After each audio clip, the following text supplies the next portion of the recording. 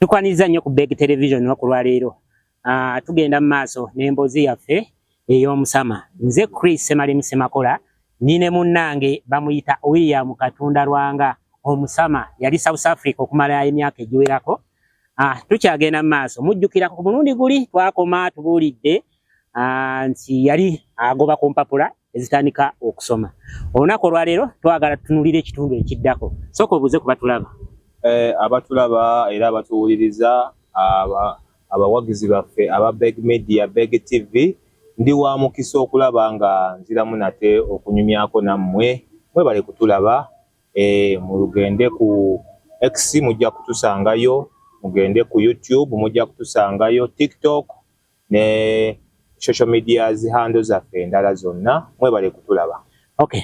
William. Yes, tutuuse South Africa otuuse watunyumiza mu party ziri zonna.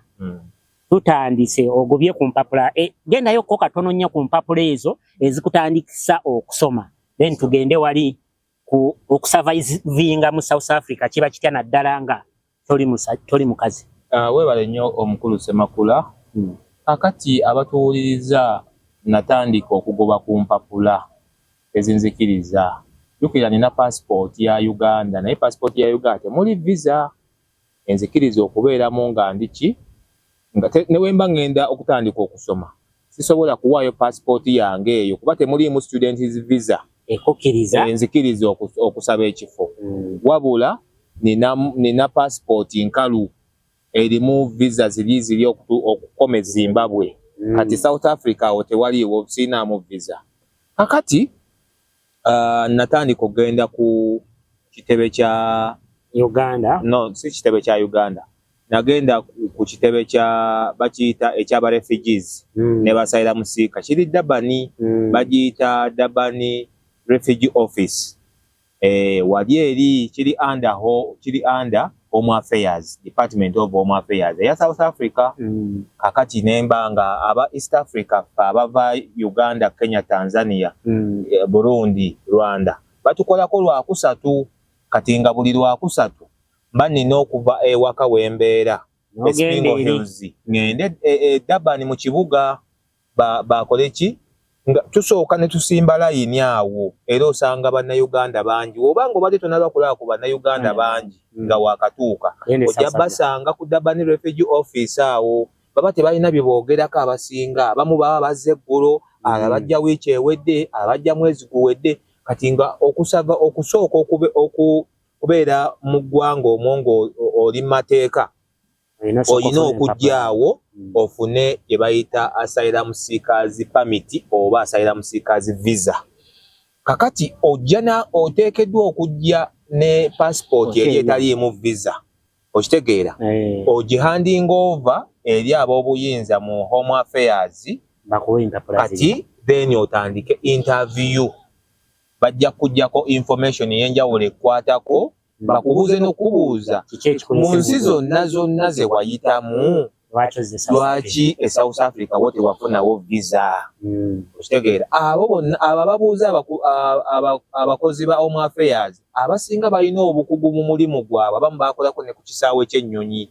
Okitegeera so emisango mingi gye babadde cases nyingi ze baba bazira handlinga ezefananyiriza kati abakubuuza abo bakubuuza ebikwatagana ne ku nsi yaabwe nga South Africa oba bakubuuza bikwatagana ku nsi eri gy'ovudde Uganda. Kati okuyingira webale nnyo ssebo. Kati okuyingira obuyingizi munda ne bakugamba nti Semakula leero yayingidde mu Home Affairs ne batwala passport yo awo oba olina ofukamira ne weebaza Katonda oba mukatuliki nogira nokuba akabonero oba mulokole n'ogamba Yesu kama yebaze.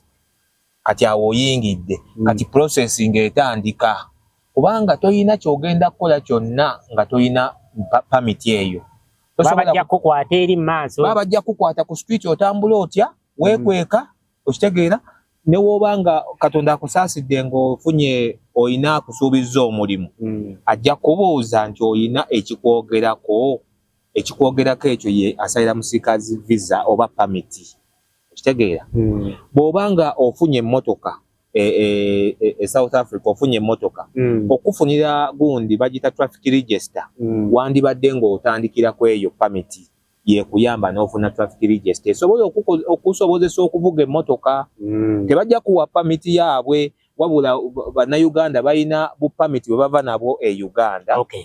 Omaze ofunye empapula ez'okwagala z'otandika okusoma ozifuna mu bbanga ki? Kakati sijja kulwawo nnyo kambayise mu bwangu abatuwuliriza era abatulaba.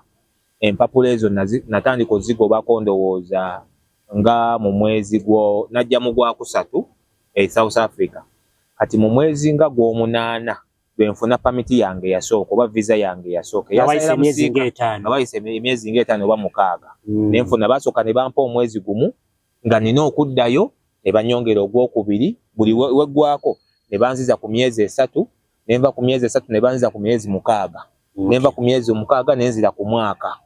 Kati wenva ku mwaka ate wabeerawo changes ezijjawo every after some time. Okay. Kakati nenzirayo ate ku myezi mukaaga. Okay. Kakati nga tonna bakutuukayo. Tujjukira bulungi nki kyakutwala. Wali togenze kusoma. Njagala kyakutwala wali ogenze kukola. Kunoonya ssente. Kunoonya ssente. Naye ssente ezo bansuubiza nga bwe nabagamba okusooka nti bansuubiza nti ngenda kusanga omulimu gwe saasanga. Otaasanga. Omuntu mu connectingire ofuna otya omukyalo oyo connecting ku by'okusoma. Era embeera eyo gye twagala okutegeera. Kati mu biseera ebyo njukira natuukira amaka ge natuukiramu ga bannayuganda. Ekyo twakimala ekyo. Abawuliriza baffe bakibannyonnyola. Kati eri. Kati Lumumba ntambula. Nava ewaka. Nengamba kantambuleko ngendeko mu dduuka nga nabye njagala okugulayo. Kati bwe ntuuka mu dduuka eyo nendabayo ekikyala ne kinkwata omubabiro. Era omusajja yenna. Ekikyala nga kinyirivu, ekikyala nenjogeragana nakyo ne tufuuka ba mukwano. Oluvannyuma ennyo ne twetandika okwekyalirako nenkyalako ewuwe naye n'akyalako gye mbeera.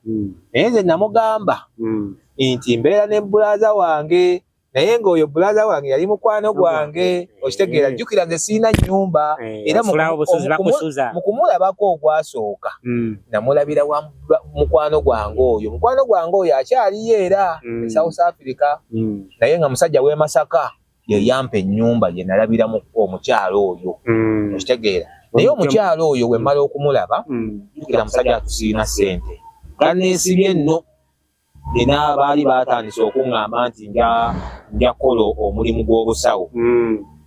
Omulimu gw'obusawo ogwo nga naye sigwagala. Okitegeera? Ne bankubisaako ku mpapula. Empapula eyo paati twagiraba eri. Mwagiraba. Wakyogere eri bakubisa empapula. Naye oluvannyuma era nenkivaamu. Nenkireka ne ŋŋamba twagala connection eyo.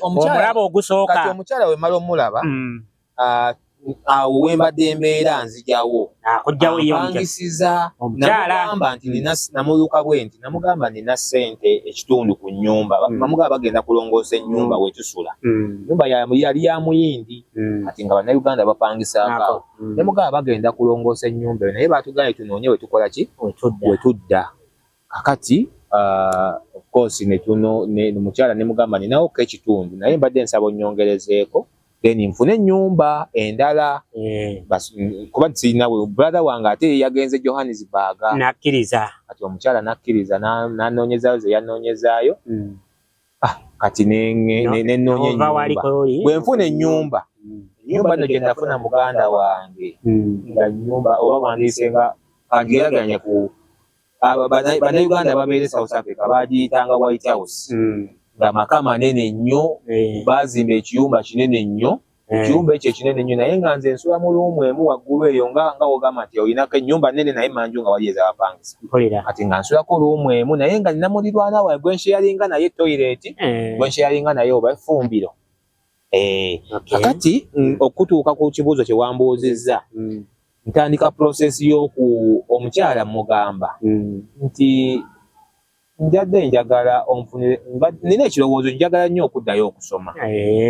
Kitegeera? Awo olaba eby'omulimu omukyala bikaluba ate osobola okusoma ate jukira kati mu mirimu gye South Africa egiri profession okusosola kungi omugwira asosolebwa nnyo si kyangu kyafuna mulimu bafuna naye si kyangu waliwo enguzi ndowooza esobola okubeera waawo ate gye sitalina naye neŋŋamba naye ndowooza bwe mba nzizeeyo n'ensoma kiyinza okunnyamba naye mba nzizeeyo ewaffe okweyongerawo kuno kwenkoze kuba kusobola okunnyamba ne kungayidinga mirimu gyange kuba ndi musajja munnamawulire okitegeera munnange nga omukyala akkiriza ng'omukyala amperekerako kuba mukyala oyo yali musomesa nga wa primary okitegeera nga naasomeseza ebbanga asomeseza yali yakasomeseza emyaka nga 15 ng'asomeseza ebbanga ng'ayagala nnyo omuntu ayogera ku education kati nga tukwatagana akupangira empapula kakati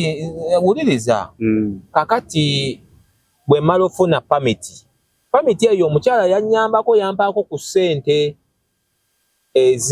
mu ku applyinga pamiti eyo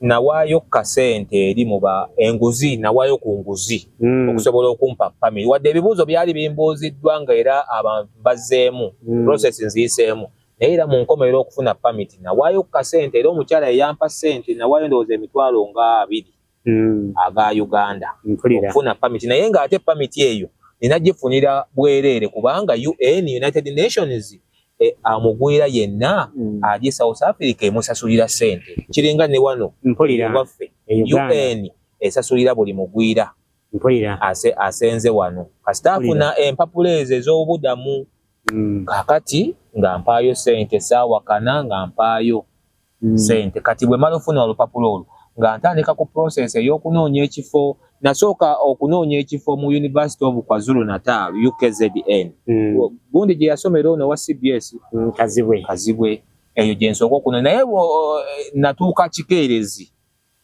nenemesebwa okufunayo ekifo nasanga gundi ewedde admission ziwedde kakati era omukyala yamperekerako bambi kakati nenva eyo neŋŋenda nentryingako ku UNISA University of South Africa eyo gundi gye yasomera president wa South Africa Ramaphosa bangi abasomerayo ye Makerere weeri ye university enkadde eziri eyo ati ng'awo awo kosi gye nali nsabye mawulire kati agenda okumpa ssente yayagala nsome busomesa yaŋŋamba nti obusomesa bwe bujja okunnyanguyira okukola eri ne kuliko ne kasente kati omuntu akuwa ekintu alina obukwakkulizo bwe naye adictatinga destiniyo kati nga ŋŋamba nti bwe mba nga nfunye qualification endala sikirinaako buzibu oba ki oba ki ne ŋŋamba sirina buzibu kati nga ŋŋamba kati eyo ku UNISA nga nnemesebwa kati nga ngenda mu International University bagiyita Menkosa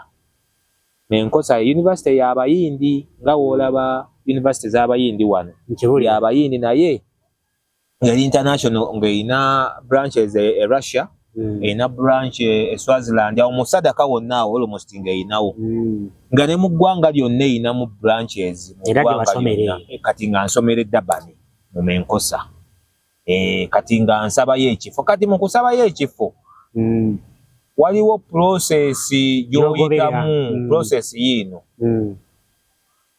jjukira nina okuba ne pamiti eri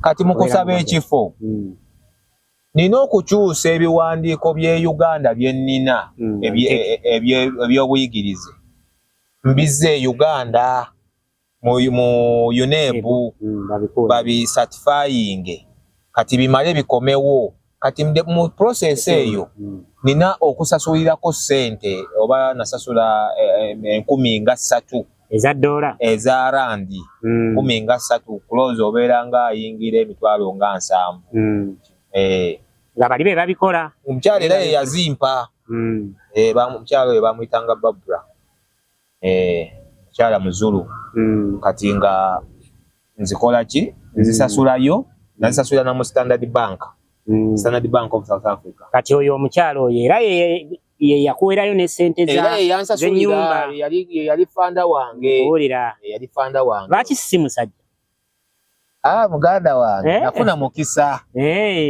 Omanyi awali omukka tewabula muliro. Mpulira. Awali omukka Okay. Katusoke tuwumulemu katono tugenda kuba tudda. Katonda Lwanga akyatunyumiza omusama emboozi y'omusama. Akyatunyumiza ekyali e South Africa naye si kyangu. Katukomewo.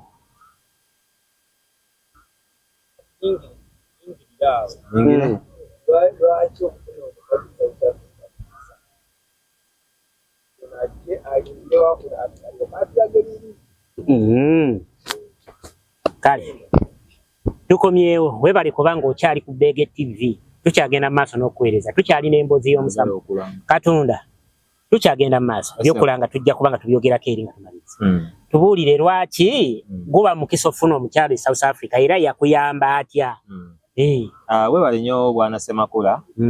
Guba mukisa nno munene era nga gw'amaanyi okufuna omukazi asobola okuyambako okubeerawo mu bulamu obwa bulijjo e South Africa awo. Bannayuganda bangi bali mu mbeera embi newankubadde muwulira nti bannayuganda bangi bali bulungi era bwe bakomawo wano bamansa ssente. Bannayuganda bangi abali mu mbeera embi e South Africa awo bangi. Kakati kamu ku migundi ku makubo agabayamba okubeerawo ne basurvivinga mu mbeera ey'enzibu kwe kufunayo omukyala. Funayo omukyala munnansi no matter tribe ye no matter gwanga lye gyava naye kasita abanga munnansi ng'omukyala oyo akola era nga alina kasente. Omukyala oyo asobola okuba nga akola omulimu ogw'enjawulo. Waliwo abakola mu gavumenti, waliwo abakola business, waliwo abakola abali mu family business. Wowe gwe yafuna yali akola ki? Owange gwe nafuna yali musomesa era nga mukyala yasoma ebitabo bye n'akasente kajja era nga akafuna ali ku musaala. Kyekyo lwaki yakuwaliriza yafuna obusobozi n'agamba nti genda mu by'obusomesa kubanga oba yefiudiye yabusomesa. Tekyakukosa ekyo gwe kujja eri kubajjukira wagenda ng'oyagala mawulire. Ekyakukosa wadde omukazi ono yali akuyamba. Kyankosa naye ne ngamba nti munnange kakati ndi ku kisenge ate nfunye omukisa kubanga nali sirina nawe nsula. Sina na wensula bangobaganya gwe wano vaawo ddi. Jukira nakugamba twajja abantu nga 6. Abantu abo 6 batuuka ne bandekawo ne bagenda mu byalo eyo bagenze kunoonya. Okitegeera kakati nze nsigadde wensigadde awaka ate wensigadde nabo bantulugunya gwe eyabaleeta yakuleeta biki kati nga nange nina okusala amagezi okulaba nga neeyiiya naye nga neeyiiya mu bulamu obuzibu ennyo. Okitegeera ate nga saagala kulaga ne Kampala gye nava nti embeera ekyagaanyi era namala ebbanga nga siri ku ssimu. Essimu nagiddako luvannyuma nnyo. Okitegeera so mu bufunze omukwano gwe gwakweyimirira. Omukwano gwanneeyimirira nno bannaye basajja bannange. Omukwano gwanneeyimirira e South Africa awo kubanga omanyi omukazi okwata obukadde n'obukadde miliyoni ne miliyoni kati nga katugeze buli mwaka nsasula miliyoni nga 8 eza Uganda oba 9. Wasomera emyaka 3. Ensasula emyaka 4. Waliwo miliyoni 9 eza Uganda. Miliyoni 9 18 miliyoni nga 36 zonna nga zigenda kunzi. Ekitegeeza singa tewali musajja w'amaanyi singa ebintu byagaana. N'okubanga oli mujagujagu olina South Africa olina okufuna omukyala. South Africa anaakuyamba mu bintu eby'amagezi. Asobola okutandikirawo bizinesi, asobola okuzaayo okusoma, asobola okuyamba naawe ng'omuntu. Oyinza okuba ino ovuddeyo olina abaana bo, abaana bo balina okusoma tokola. Omukyala oyo asobola okuyamba n'akuweerera ku baana bo. Omukyala oyo asobola okuyambira, asobola okuyamba ku projects zo eziri ewaka. Oyinza okuba obadde olunda, olima. Omukazi oyo Babula gwoyogerako ya kuyambanga n'akuwayo ku upkeep. Yalabirangako ne awaka. Oyinza yansasulira ennyumba. Ng'ennyumba nga nze omu ku Bannayuganda abasinga okubeera awantu awalungi. Era ku kyalo gye nali mbeera Abannayuganda abamanyi baga omuvubuka oyo bakugirako bamanyi bandaba. Jagu nnyo. Nze omu ku Bannayuganda abaali basomera mu International University bannayuganda nze nange nanoonya munnayuganda gwe nasanga mu university eyo yali omu weeyo Kisoro naye nga IT wa IT nga asomesa busomesa IT. Kati nalemwa okulabayo munnayuganda pozi nga bali Cape Town eyo naye nga yali power ya mukyalo Babula. Kale tugenze otandise okusoma bigenze bitya kati lindako essaawa yatuuka process ey'okusaba ekifo neeyitamu UNEB yanziramu nateekayo mpapula za senior ey'omukaaga ne baziverifyinga kati ne banziramu process yekola yokka kwa stogira tegeera era obanga tewasoma era kikuyiwa tegeera kati ne banziramu kati nenzitwala ku byayitana mu DHL waliwo senga wange bambi yafa nakoma waafu bwe naziweereza ku DHL naye naziweereza yaziweereza ku DHL okuva Entebbe Uganda nezintuuka kuzaatuukira ku gate wennyini okumanya post office DHL ekola nali ndi waka nga bankubira essimu nga ku gate waliwo emotoka ya DHL nga bamkwasa paso nga bangamba sayininga ko wano bituuse biva Entebbe Uganda nga mbitwala ku ssomero bamaze obiverifyinga nga mbitwala ku ssomero of course nga ntandika kusoma naye nali nsomera online